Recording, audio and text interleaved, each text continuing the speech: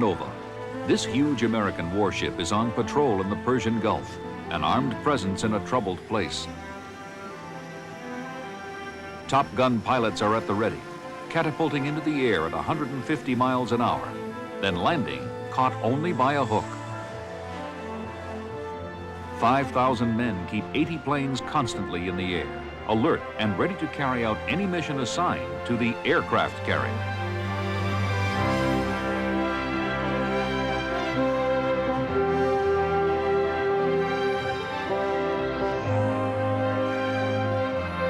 Funding for NOVA's 20th anniversary season is made possible by Lockheed, America's aerospace company, supporting math, science, and engineering education for national technology leadership. And Johnson & Johnson, the signature recognized around the world for commitment to quality healthcare products for the entire family. Major funding for NOVA is provided by the Corporation for Public Broadcasting and by annual financial support from viewers like you.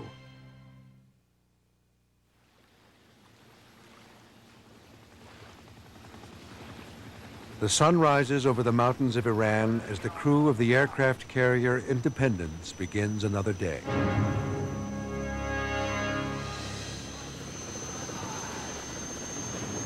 A rescue helicopter eases into the air, circling the carrier, ready for any emergency as the daily cycle of flight operations gets underway.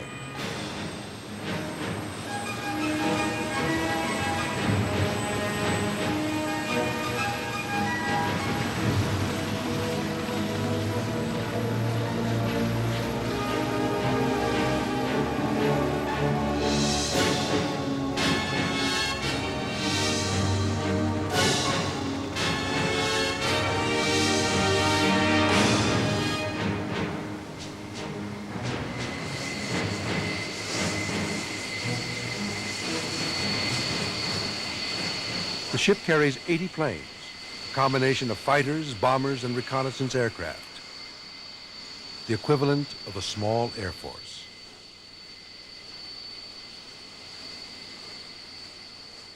As the day progresses, these planes will be launched into the air by steam catapults to patrol the skies over Kuwait. The carrier's mission is to maintain a presence in the Persian Gulf and enforce the ceasefire with Iraq. Since Desert Storm, of course, we have generally had a carrier, at least one, in this area of operations, sometimes in the Gulf, sometimes not, but in the general area. Independence was therefore one in a long line of carriers that had come into the Arabian Gulf. This aircraft carrier is a visible expression of U.S. global influence and a potent weapon. It travels hundreds of miles in a single day, and with airborne radar planes and satellites, can monitor flights across the Middle East. Carriers are a key to U.S. military policy. They can operate independently, far away from home for an indefinite amount of time, sustain that presence either very close off the nation's shores or well away. A carrier on the horizon or close by, it lets people know that we're serious about our commitment to a region, and I think that's the principal role we play.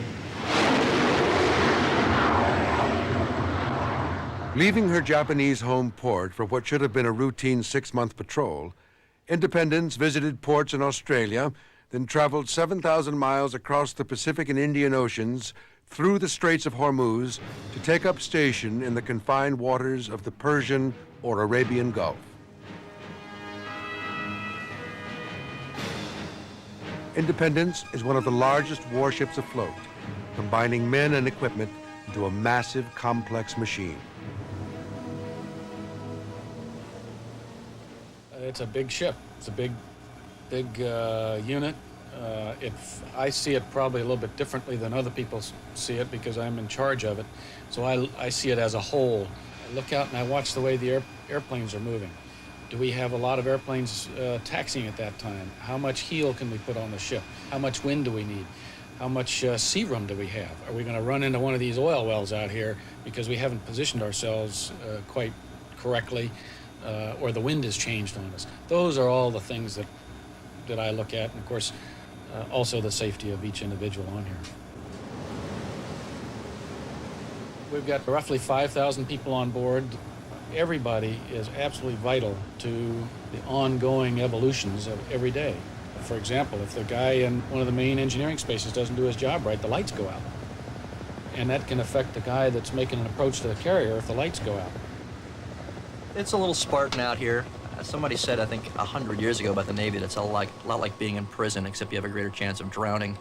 So that's still true today. Commissioned in 1959, the ship is older than most of the people on board.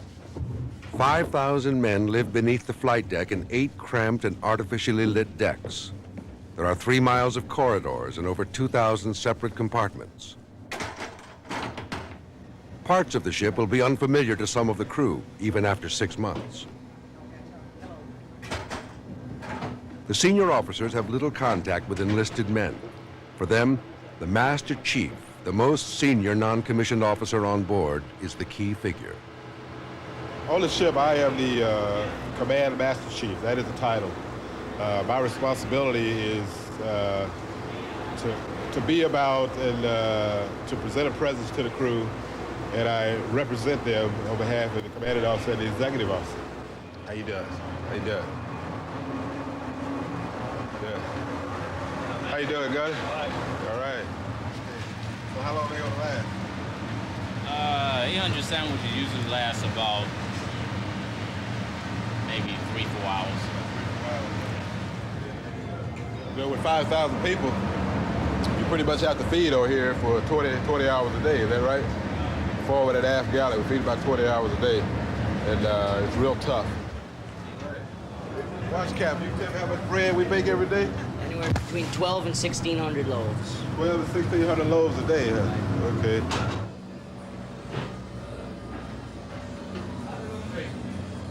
The men sleep and work around the clock, with little time or room for recreation.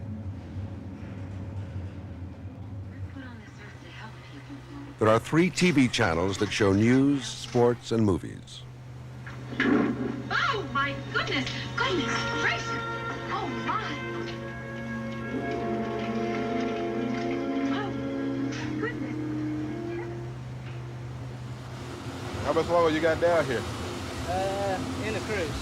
In the cruise, huh? Okay. This is like laundry. We have to wash everybody's clothes every day, obviously. So we use young men like this who just come in the Navy and they come here temporarily assigned for 3 months. Then they go back to do what we pay them to do. And what's your rate? AMS. You're AMS. He works on aircraft, structural mechanic. And he'll be down here for 3 months to assist the ship and wash the clothes and take care of the rest of the crew.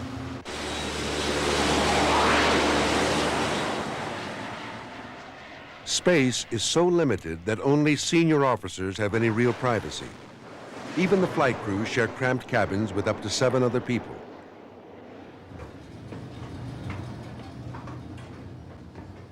It is a relentlessly masculine environment.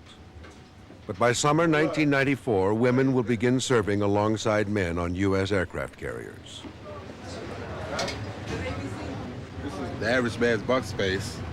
It's not a lot of room, but it's pretty much about the only place on the ship that he can go and have total privacy.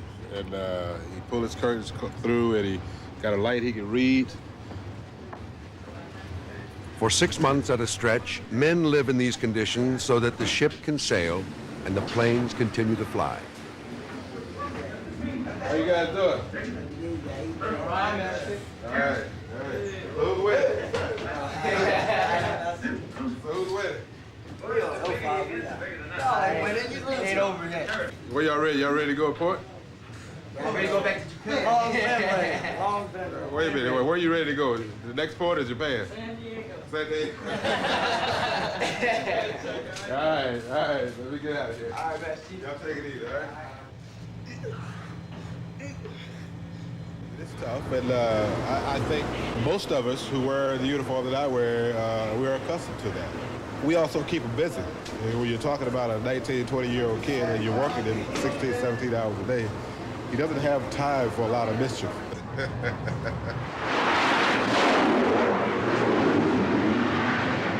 Basically, what we live by is the airplane or the flight schedule. And everything else is drawn from that, because that's what we're here for, to fly airplanes.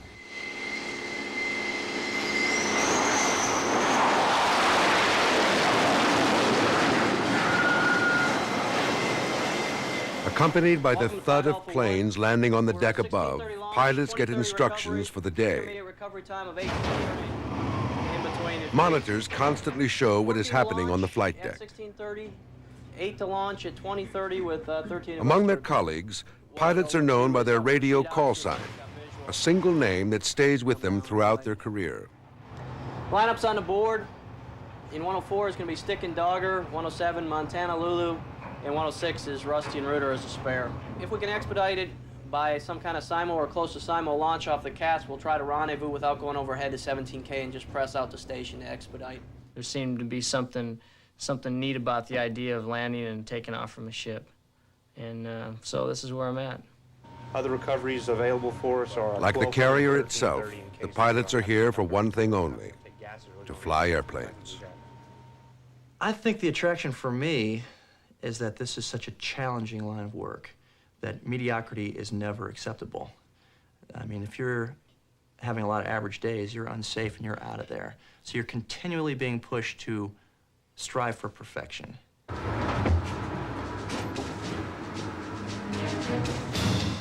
From the squadron ready rooms, the pilots walk out into the noise and bustle of the flight deck.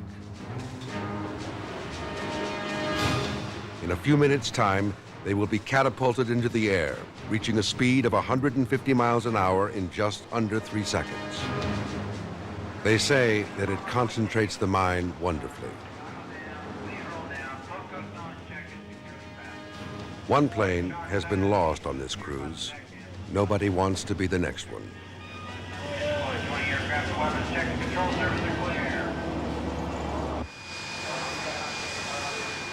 The cycle of launch and recovery begins with planes lined up at the bow, where they are fueled and guns and rockets are loaded. Then the planes are towed back amidships and lined up for one of the 4 catapults.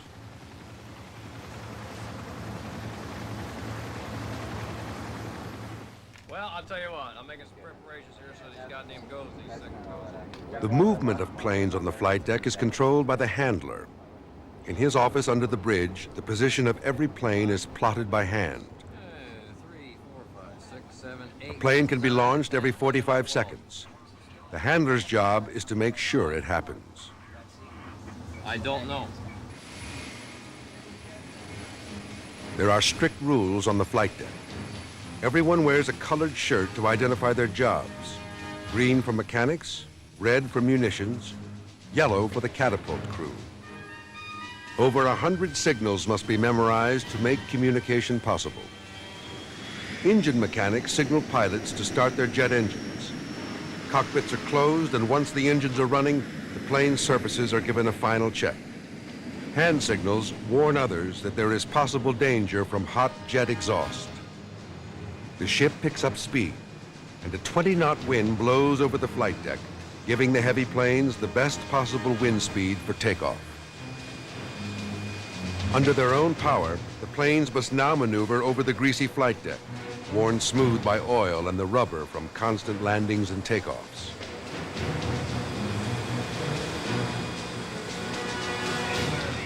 Hand signals direct the pilot around the flight deck. Only one person on the deck is in control of the plane at any one time, and a strict routine is maintained as the plane is moved up to be launched. The plane's front wheel is hooked up to the catapult, and an engineer gives a final check. As he runs clear, he gives the pilot the signal to go to full power.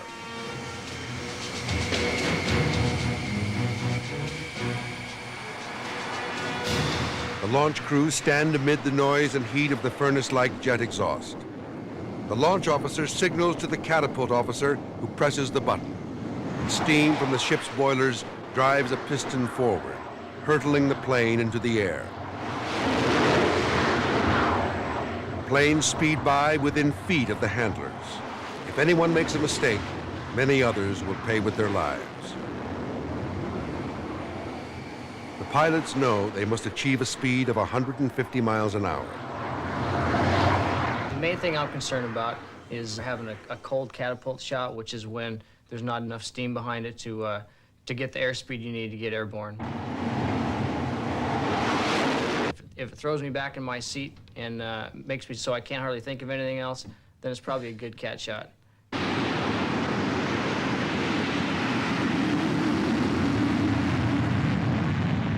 of course, worst case scenario is I have that ejection seat that I'm strapped into, and hopefully it'll float me down to safety should that be called upon to do that. But on a daily basis, I don't think you can become that concerned with a degree of danger, otherwise you couldn't accomplish the mission. When things go wrong, the handler makes last-minute adjustments to the launch sequence, keeping track of 20 planes and several hundred men. I need to use L1. 701's going down L1. A cargo plane's wing doesn't close properly, and men rush to close it, just feet from the blades of the spinning propellers. Take that spare 402. Bring it down here on the line. Then a forward catapult breaks down. A repair crew is sent to get it working again. Crash PO control. Crash PO! Roger, bottom. You need to get the 6K up to Cat 1. You know about it? Yeah, I just got off the phone with him. That's awesome. All right. Get it up there. Hangar flight. In the middle of the launch sequence, planes have to be pushed to alternate catapults, adding to the confusion and the danger.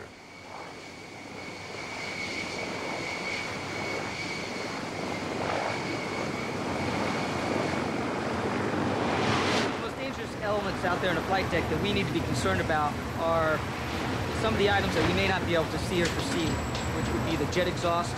In addition to the jet exhaust, we also have to be aware of propellers, which are very difficult to see, especially at night. We have to be aware of jet intakes, which have the capability to ingest you. We have to be aware of when they're moving aircraft, that you don't get in the way.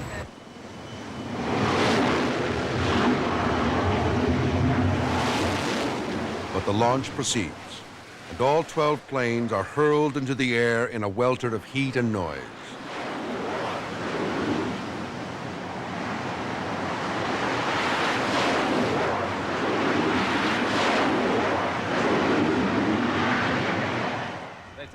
Afterwards, the handler demands an explanation for the failures that have delayed the launch. Something happened out there, right? I call the boss. I said, hey, what the hell's going on? You know, and he says, well, he's real somber, and he says, well, I don't know, you know, he's something about a move or some shit. And then I told him, then I got on the boss, see, and I says, It is not the first time the catapult has failed. So I made the boss show up? The handler wants it fixed. Okay, thanks, bye.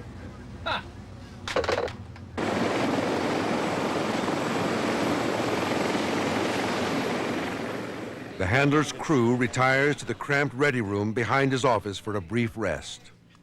The noise of the flight deck creates its own fatigue, and their work shift can sometimes be very long.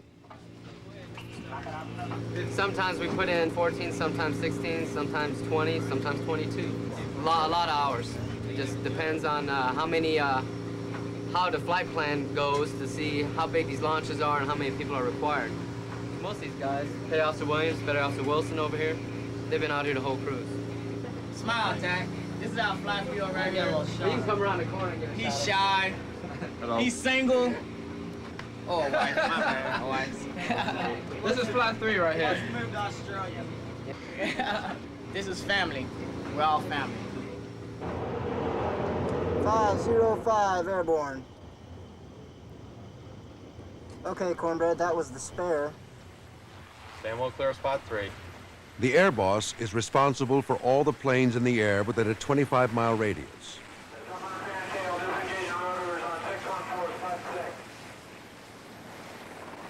While planes are launched, others are circling the carrier waiting to land. The air boss keeps a log of the fuel carried in each plane. Returning from a patrol, planes are running low on fuel, and they need to have enough left for 3 landing attempts. 10 to launch.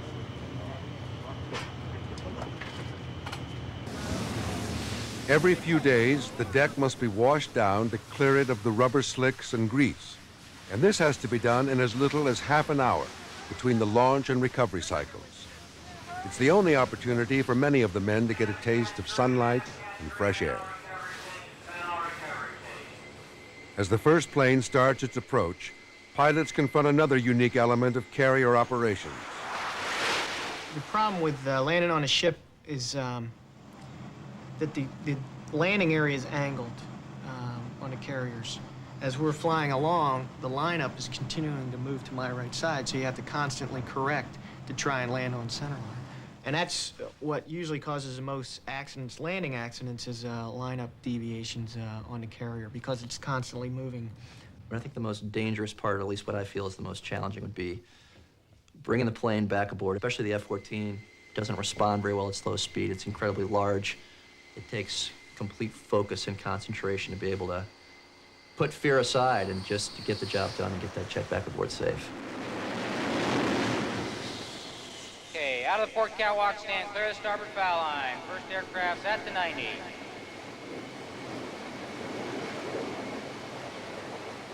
A hook attached to the tail of the plane catches one of 4 cables stretched across the afterdeck. A 20-ton airplane landing at 120 miles an hour is brought to a halt in 200 feet.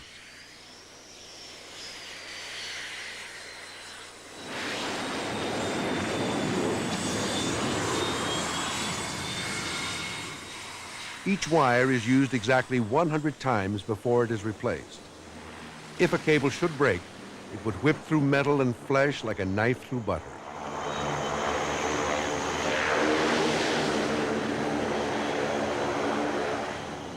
Window. Hey, it's an 8. It's cut lights. Clear deck. Mikey 410. All set 470 Hawkeye. Clear deck. Landing here is essentially a controlled crash. To maintain safety standards, officers assess every landing. There are grades from 0 to 4. Well, that wasn't that pretty, was it? Really? Where was he? Where'd he go? And where'd he end up? Yeah. Okay. No grade? Not an okay. Okay, no grade. There's a series of grades for each landing. If your landing has very minimal deviations, then they'll give you an okay for that, and that's like a 4.0. And a cut pass is actually not worth anything, is 0. And usually if you're around to collect your cut pass, you're lucky, because that's something that could kill you.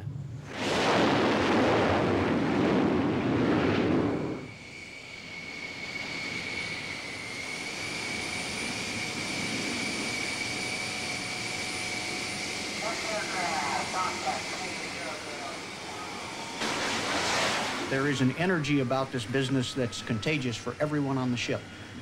The men on the carrier, whether they're aircrew or whether they're the people on the carrier themselves, are really at this all the time. There are at least 2 carriers in our Navy deployed 365 days a year. There are at least another 2 or 3 that are working up in home waters.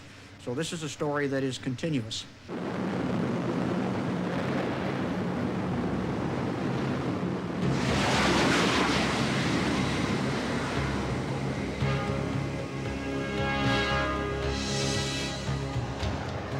Usually, pilots fly twice a day because taking off and landing on a ship requires constant practice. Military flying means flying to the limit and then being prepared for that limit to be broken.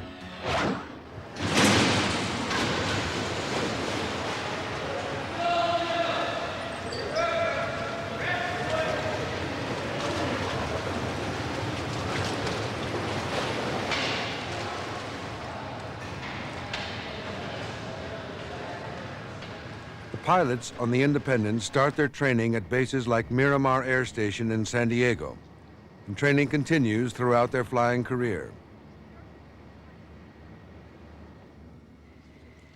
Pilots are taken through simulated ditching and survival techniques and have to requalify every 4 years. There is no age limit. You can keep flying as long as you pass the physical. 1 minute down, 1 to go. Grab the side, sir, both hands. Aviation in itself is not dangerous, but it's very unforgiving on those who make mistakes. And I think that we all believe that it would never happen to us. The thought of death, I think we all think that we're invincible in some way. We're all supermen. Eject. I personally don't think about the danger aspects of it. It could have been a banker and hit by a bus, and what a boring way to go that would be. I'd much rather to go as a shooting star in a ball of glory. Eject.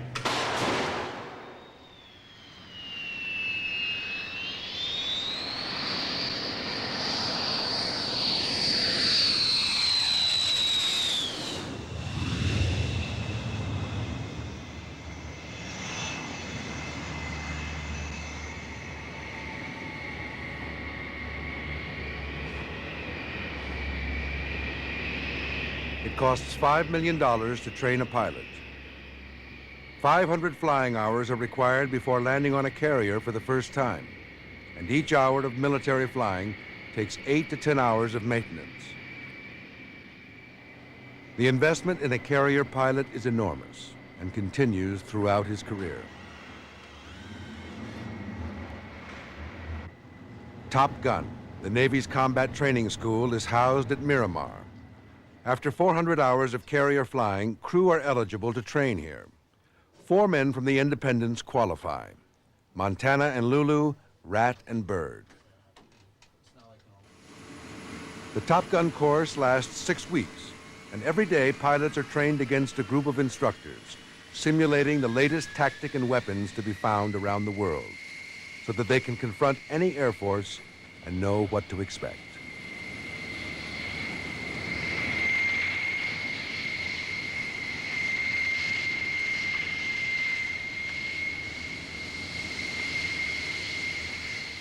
Our job is to take the individual's experience, fleet, air crew, both flying the F-18 and the F-14, and bring them here and teach them the science and the art of air combat so that they'll go out when called upon and shoot down other folks in flying machines.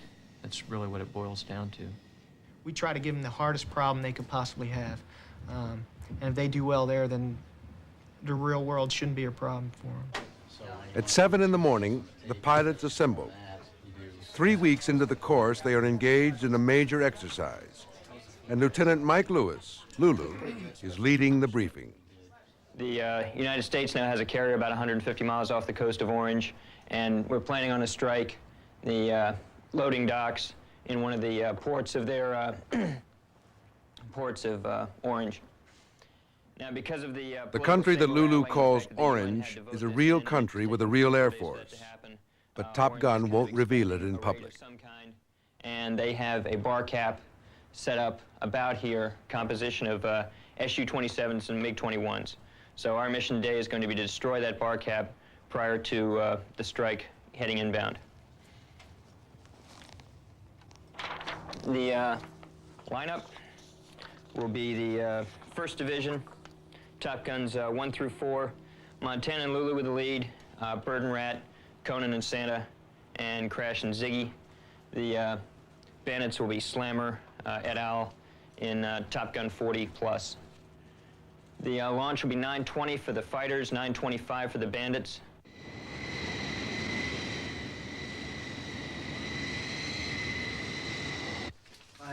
While the students work out their game plan, the Top Gun instructors, called bandits, meet separately.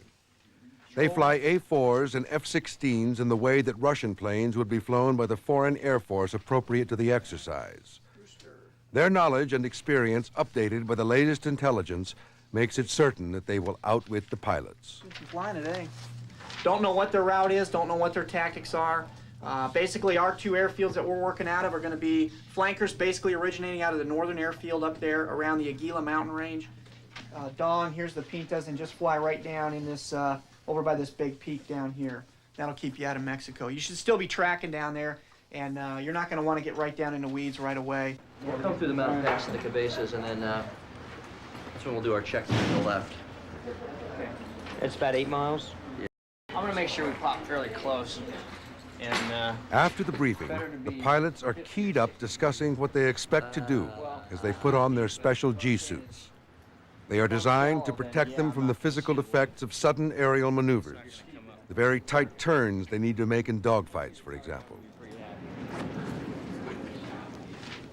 If all of a sudden you see someone behind you and you have to do a hard brake turn into him, you can instantaneously put 6, 7, some aircraft 8, 9 Gs on. So that's instantaneously that many times the force of gravity. Blood goes down out of your head, even with a G-suit, which is supposed to keep it up there, and you can lose consciousness. That's G-lock, G-induced loss of consciousness. Now, you're basically asleep in your aircraft in whatever plane of motion it's in, and hopefully the blood's going to return to your head, and you're going to wake up and go, wow, got to get out of here.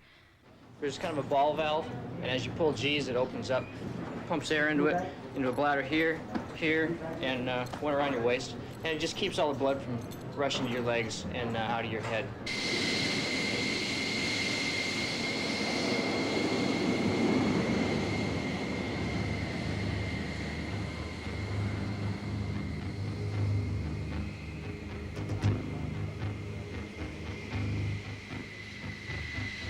At 9 o'clock, Montana and Lulu are in the lead as the students take off and group up before flying towards their target.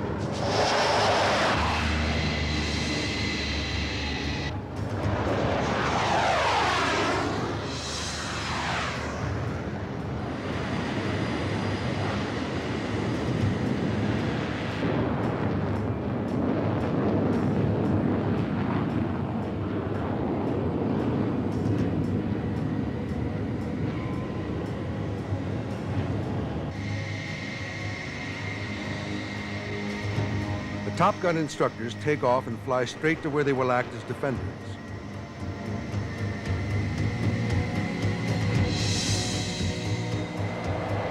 By 9:45, 22 planes are in the air for this simulated attack on an enemy port.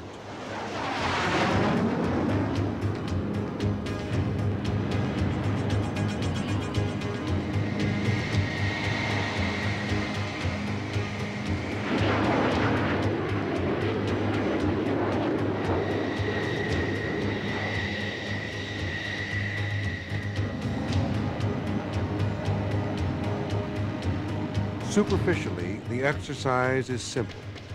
As attackers, the students fly low over land, trying to avoid radar and surface-to-air missile sites. Then, after 30 minutes, the pilots will confront the Top Gun staff defending the target. Montana flies at very low altitude, using mountains and valleys as cover from probing radar beams. When he hears the cockpit siren warning of a missile being aimed at him, he throws the plane into sharp turns to confuse its tracking devices. At times like this, the G-forces can become severe.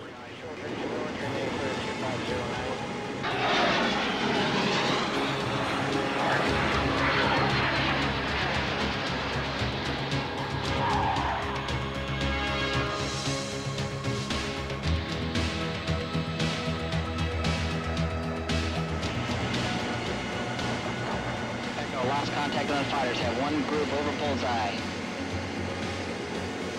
Another group 7 miles northeast.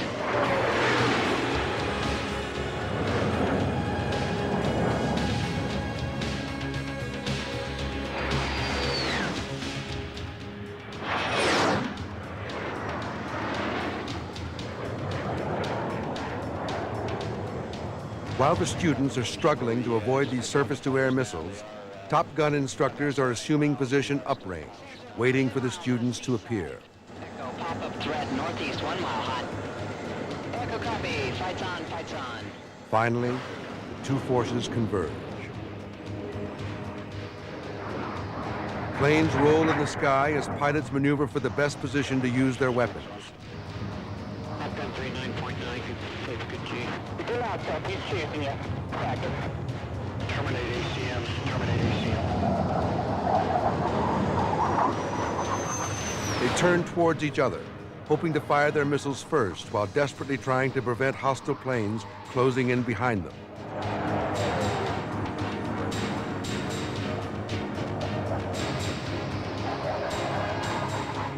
In pursuit of an A-4, Montana maneuvers his F-14 into a perfect position to fire his weapons. In the real world, the A-4 would have been shot down.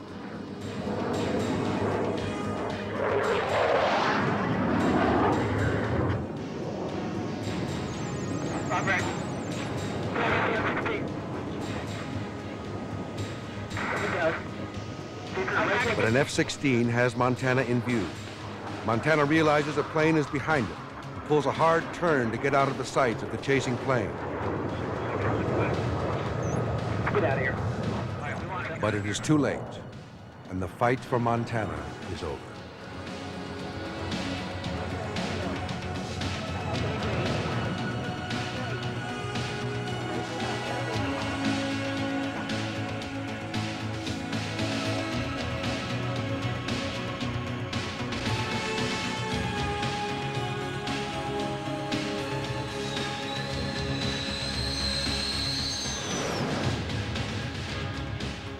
As the pilots head for home, they are physically drained by their flying and realize they might not be as good as they thought they were.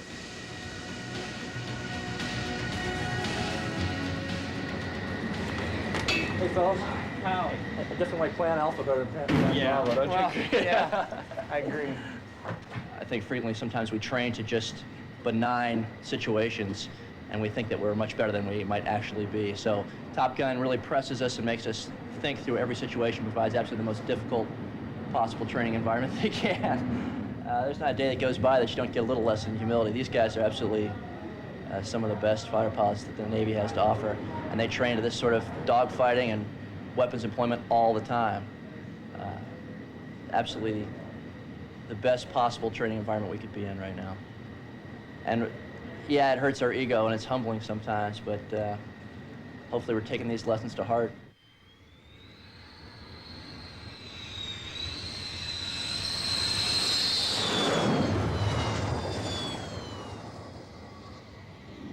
So now it's like we're screwed because for every second that we're turning here, the flankers are coming in on us, and you can feel that happening.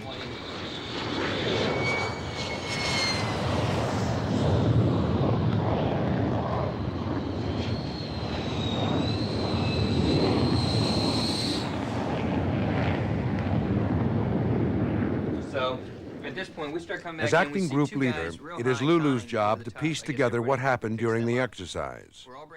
The dogfights take place over vast areas of sky, and Lulu needs to hear from everyone what happened and what went wrong. This prepares Lulu for his debriefing with the instructors. Yeah. You see the flankers up high conning, right? Like I said, by the time we got in, you could pick up the cons. We were pretty close, and they were, just hauling the chili, and so were we. So I said, well, they're not going to be able to convert. So let's just blow through. Hey, we call their timeouts. As far as I'm concerned, those guys are dead. We're offensive here. We'll go pressing on down, and then Dave locks up the A4s. We shot a couple of Fox 1s into that group. Dead. Who killed us? I don't know.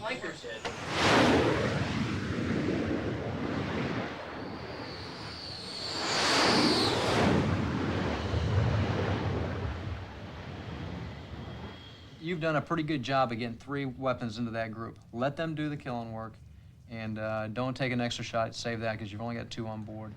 What you need to do, though, Lulu, once you merge that group, good idea to go ahead and blow on through. Right. As it was, there's kind of a breakdown there. Guys are getting kind of balled up, and one F-14 who'll get balled up with the MiG-21s will get kill removed immediately.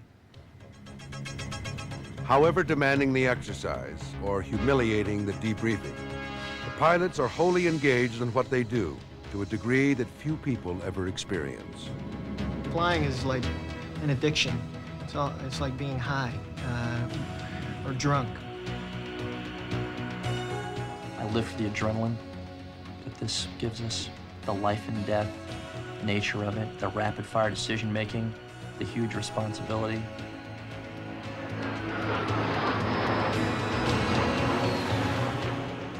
I've always wanted to fly, and once you get into flying, it's almost something that you have to do every day.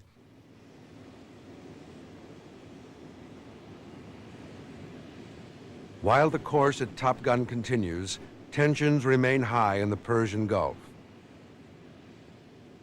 In order to provide a safe haven for Iraq's Shiite population, U.S. planes will patrol the skies, monitoring the situation on the ground.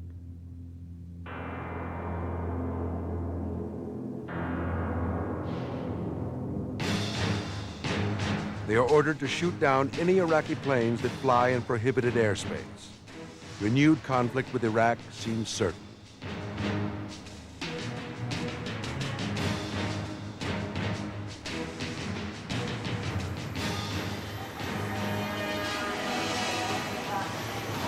On Independence, the flight operations take on a new urgency. In the evening, after operation planning meetings, helicopters take senior officers back to land or to other ships in the battle group.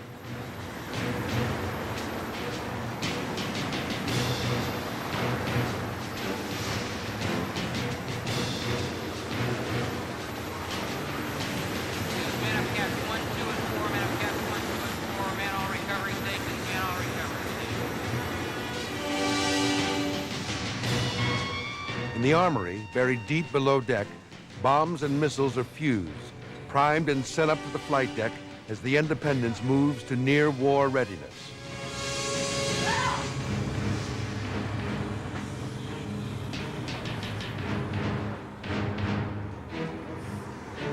The patrol is no longer routine, and the aircraft carrier is now fulfilling its purpose, projecting military strength.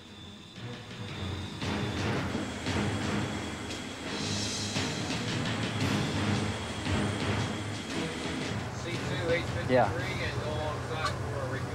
No, I sure don't. Enforcing the no-fly zone calls for operations around the clock, and moments of sleep are grabbed when the chance arises.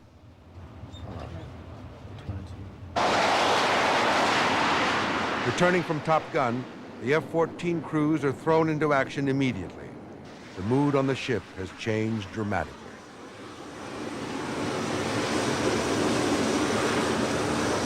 In a perfect world situation, it wouldn't be any different at all. We have that motto that you fight like you train.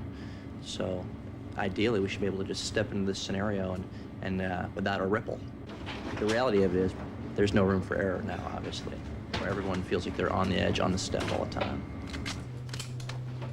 Aerial combat is now a real possibility. Guns are strapped on.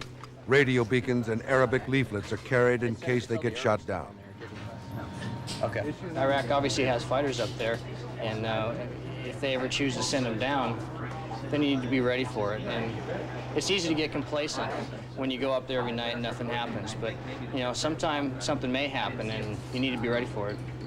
So, who knows? We're going to go on a mission over Iraq for about 4 hours. We'll be escorting a couple of A6s on their mission. And our basic job is protect those guys in case Iraq sends fighters south, and we can protect the A6s that way.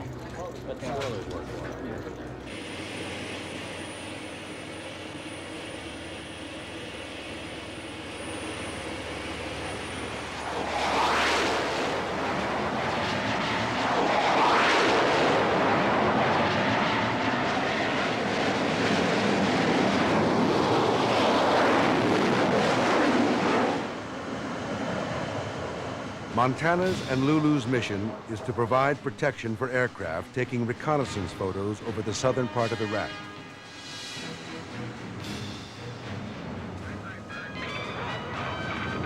Flying over the Iraqi coast, Montana knows that during the Gulf War, 36 planes were shot down by Iraqi missiles.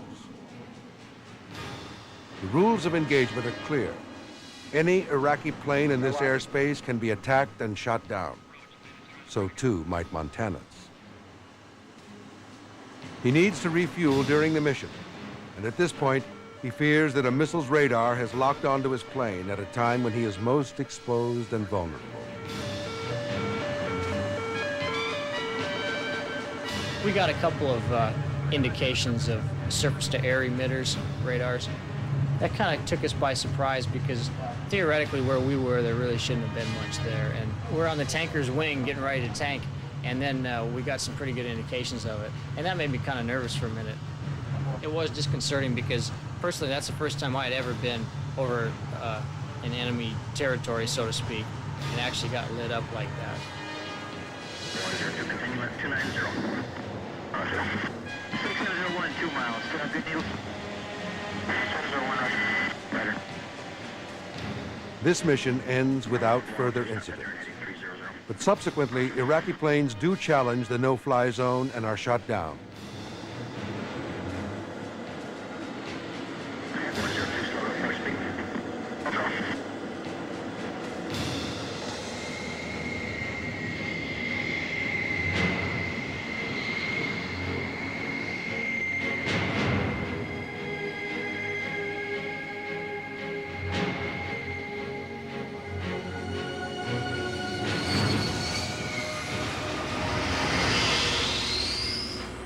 Although returning safely, Montana and Lulu report a series of mechanical problems with their plane that could also have proved fatal. It's a really hard force on the stick, and you get hardly any reaction out of it. Yeah. I mean, no shit, I thought I had a problem there for a while. It's like... It's always had like an excessive longitudinal...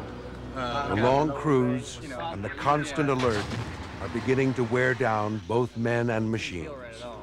I could go to different modes on the PDCP, and the other modes work fine, but you go back to air and you still get the gun symbology.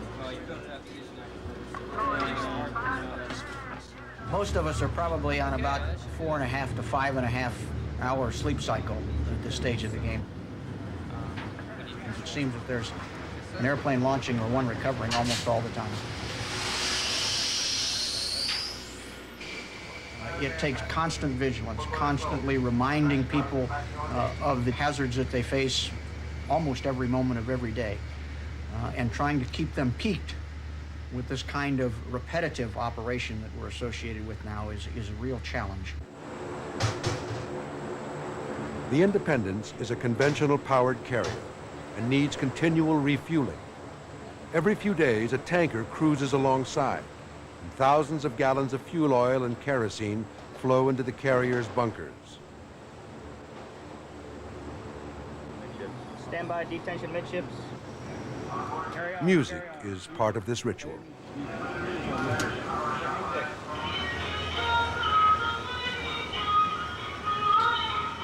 This contact with the outside world drives home the isolation of life on the carrier. This is the human cost of maintaining this massive ship on patrol. Confined with 5,000 others, men are lonely for home. For 6 months, their only contact with friends, lovers, and families has been by the mail. At the end of a long cruise, they long for it to be over. One of the greatest dangers that they face now is the loss of morale and a failure to concentrate on the job at hand.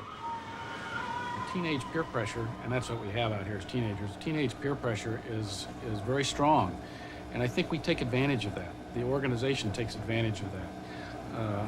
There is a very strong pressure to do what's right and to do the job correctly. Even though they might not necessarily like it out here, they'll do the job correctly. It was kind of hard. I came out of high school, you know, and it was, most of the places when you try to get a job, they wanted some experience. I just didn't have the experience, so I joined. I liked what I did, and I stayed in. I feel I'm missing my family and my brothers and sisters growing up, but I feel I'm learning a lot more out here than what I would be if I was staying home. I'm exposed to a lot of things. A lot of people don't see it at any time. I think it's more of a learning experience, and you have to look at it more objectively than that. It's missing your family. Yeah. We all miss our families, but we have a job to do out here. We all want to do it the best we can.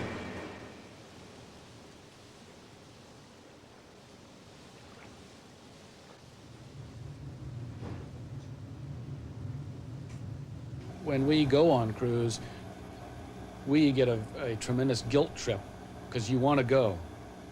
It's exciting. This is what our profession is, and you want to go.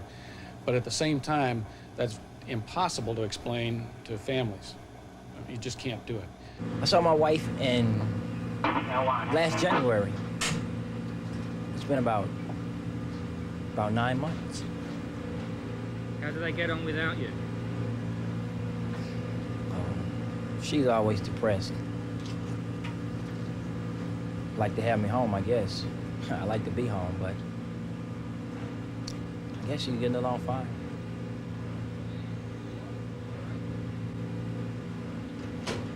Hopefully she is.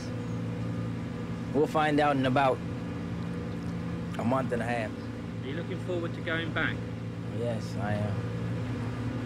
Glad when I get there. Because I got a little boy now, well, another little boy. And I'll be glad to see him, as well as the other one. Yep.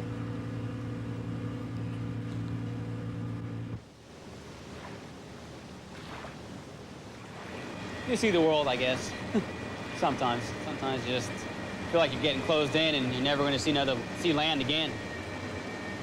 It's like we feel now. When's land?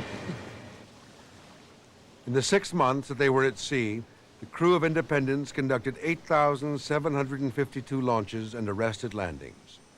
In the 23 days that the Independence operated in support of operations over Iraq, there were 1,349 missions, an average of 58 a day.